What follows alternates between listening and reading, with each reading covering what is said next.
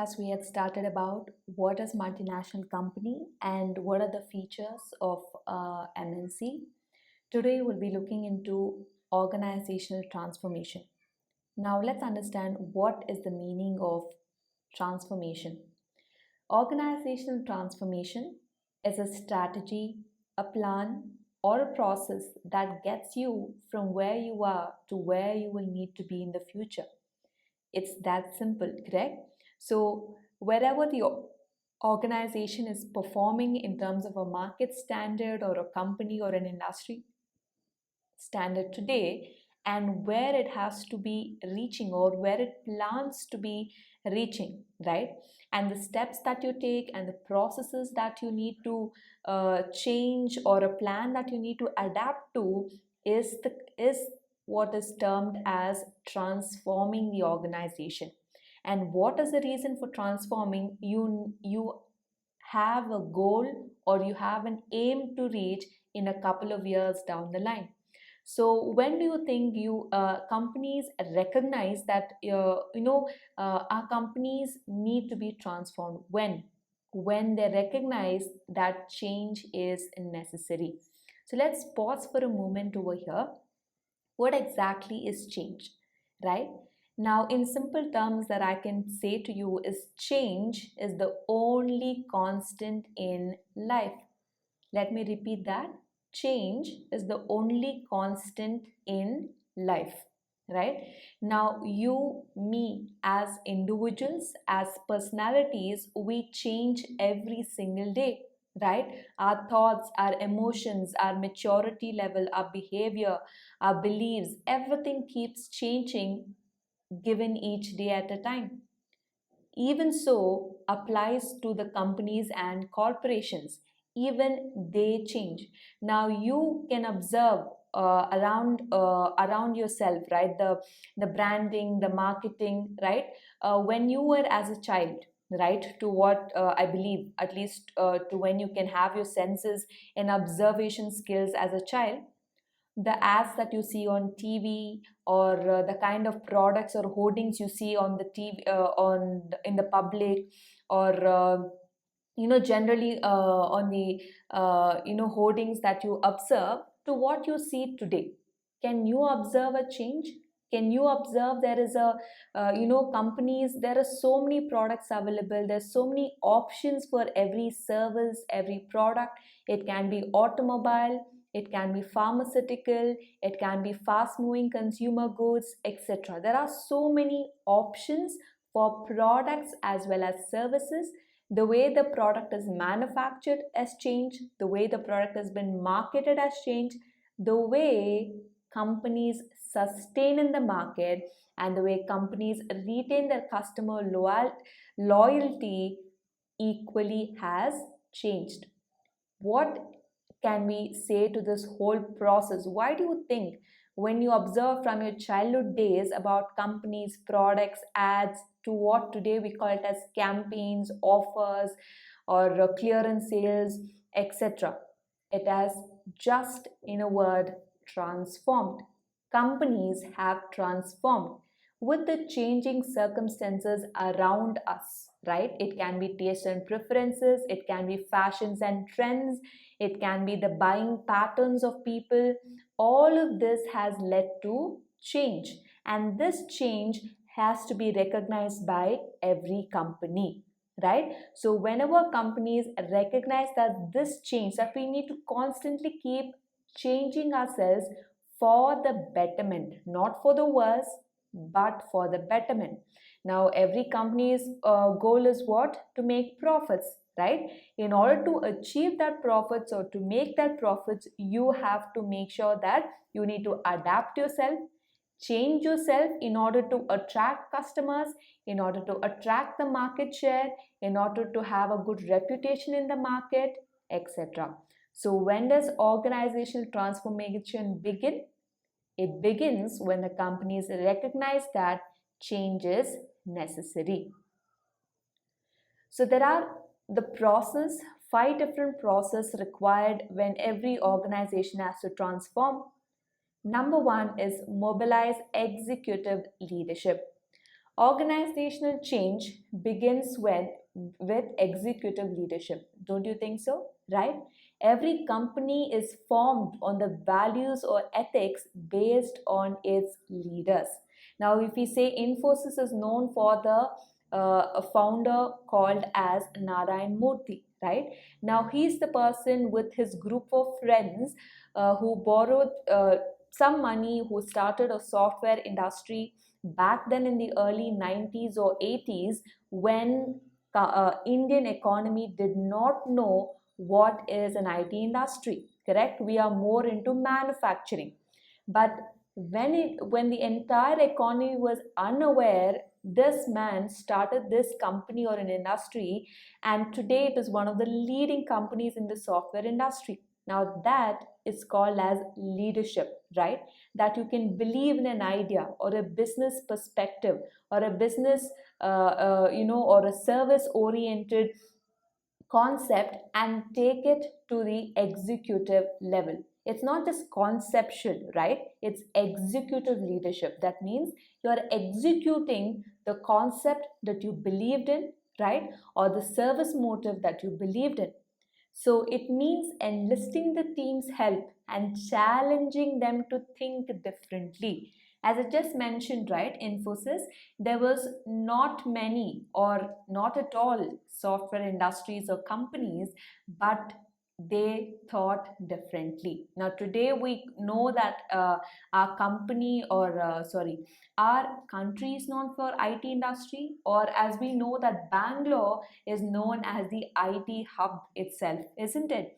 So, therefore, the leaders are the driving force for the transformation of any given company, small, big, medium sized industries. They have to challenge the team members to think differently or creatively about the business, because they need to outstand or be smart enough to outstand in the existing competitors in the market.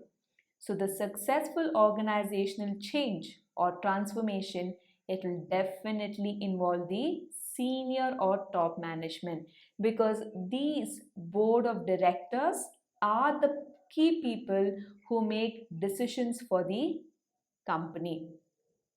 Second, translate the strategy into tangible terms. So, if the transformation ideas are just remaining in the minds as an idea, it is not going to be transformed. Instead, what you need to do is, as a leader, transform those strategies into tangible terms, something that you can understand, right? So, the second step is translate the resulting strategy into tangible terms and do what? Communicate. Please note that word, very important.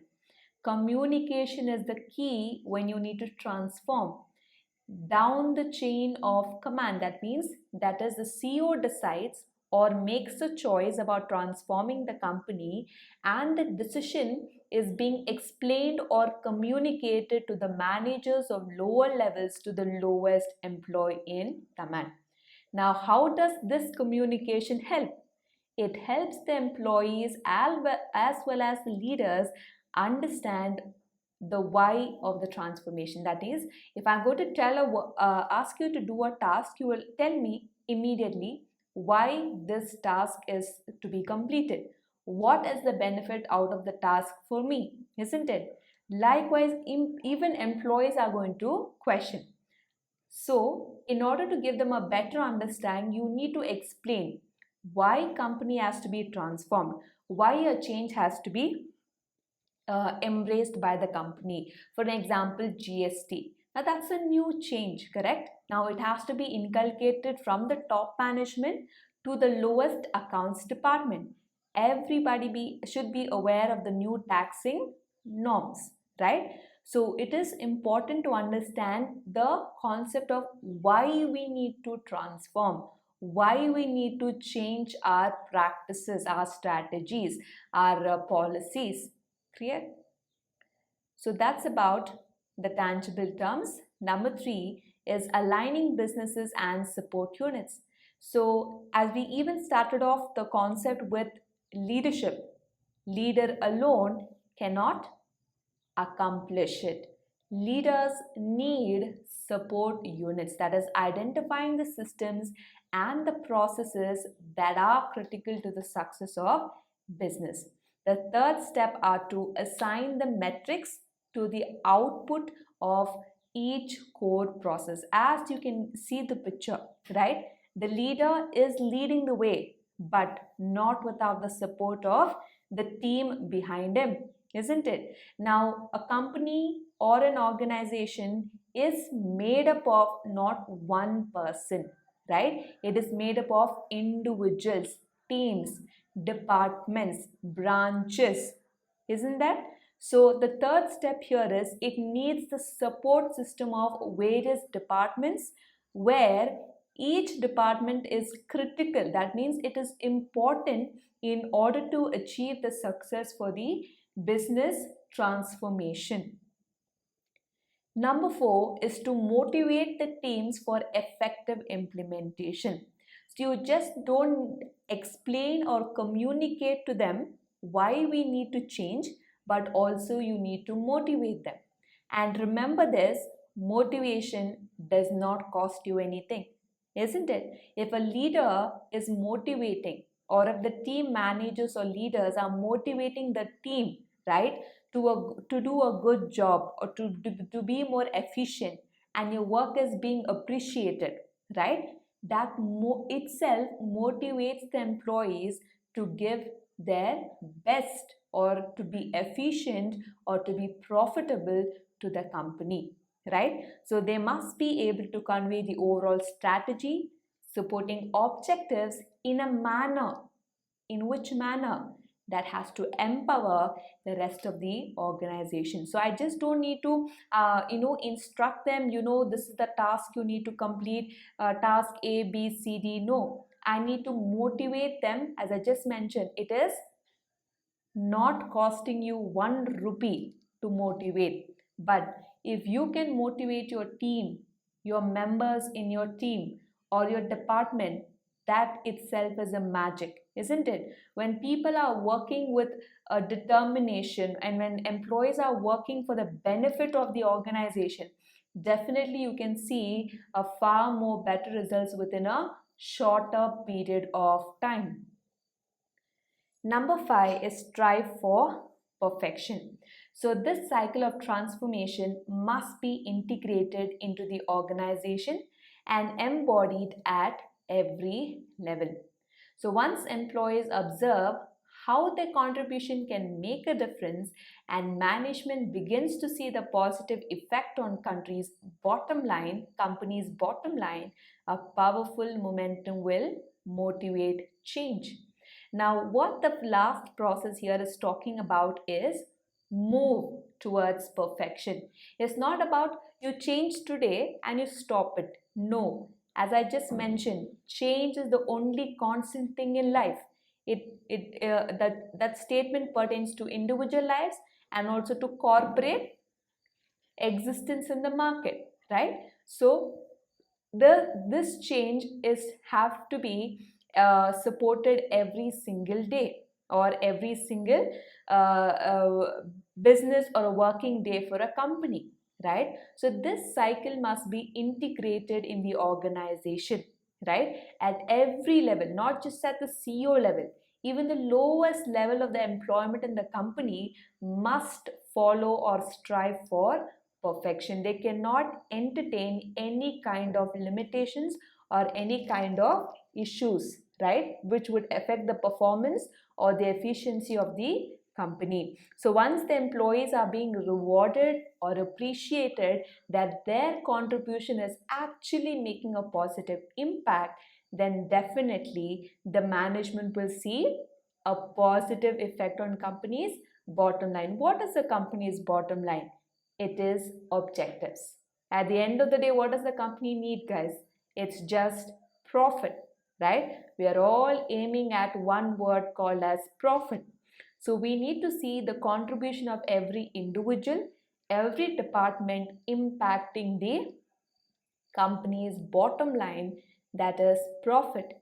Then a positive momentum or a powerful momentum will motivate the change. Clear? So these are the 5 different processes that empowers, that is organizational transformation. So today we have understood what is organizational transformation, why is it important, right? And when does the company recognize change and how does it embrace it? There are 5 processes to it: executive leadership, translate the strategy into tangible terms, align businesses and support units, motivate teams for effective implementation, and number 5, strive for perfection.